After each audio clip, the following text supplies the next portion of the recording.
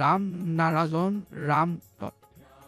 পৃথিৱীত যদি ব্যক্তিগত স্বামিত্ব নাথাকে তেন্তে মানুহে ভাবে যে তেওঁলোকৰ জীৱনত কৰিবলগীয়া কিবা কাম নাই। মানুহ এনেকৈ ব্যক্তিগত স্বামিত্বৰ সৈতে বান্ধ খাইছে যে তেওঁলোক নিজকে ইয়াৰ পৰা মুক্ত কৰিব নোৱাৰে।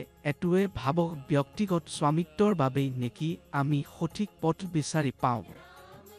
কোনো ব্যক্তি মৃত্যুৰ পিছত ব্যক্তিগত সম্পত্তি, শিক্ষা, ধন কিবা লৈ যাব নোৱাৰে।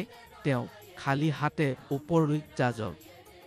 যেতিয়া ব্যক্তি জন্ম গ্ৰহণ কৰে তেওঁ খালী হাতে আহে। পৃথিৱীৰ সকলো ধৰ্মৰ শিশুৱে জন্ম লোৱাৰ সংযোজত কোনো ধৰ্মৰ নাম লৈ জন্ম নললে কিন্তু সকলোৱে কান্দি জন্ম ললে, তেন্তে এতিয়া পৃথিৱীত এইবোৰ ধৰ্ম ক'ৰ পৰা আহিল?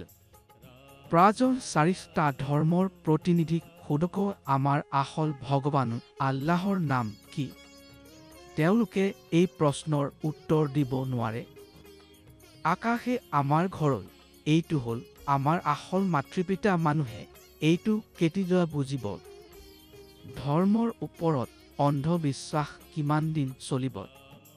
এইটো দীৰ্ঘদিন নাথাকিব। আল্লাহ ভগৱান পৰম শক্তি, সকলোৰে একেটা নাম হৈছে ৰাম নাৰায়ণ ৰাম। ৰাম মানে দশৰথৰ পুত্ৰ ৰাম নহ'ল। এই ৰাম মানে হৈছে আকাশ।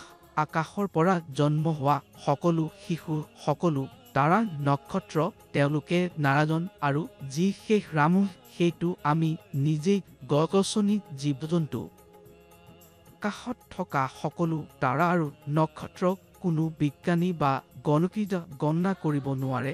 গতিকে আকাশে আমাৰ মাতৃপিতা। আকাশে আৰম্ভণি আৰু অন্ত। যেতিয়া আপুনি ৰাম নাৰায়ণ ৰামৰ ধ্যান কৰিব তেওঁ আপোনাৰ লগত কথা পাতিব, আপোনাক শুনিব, বুজিব। আপোনাৰ বিবেকে আপোনাৰ ভগৱান আল্লাহ ঈশ্বৰ। গতিকে আপোনাৰ বিবেকৰ কথা শুনক, তাৰ লগত হাত মিলাওক আৰু বিবেকৰ দাস হৈ যাওক।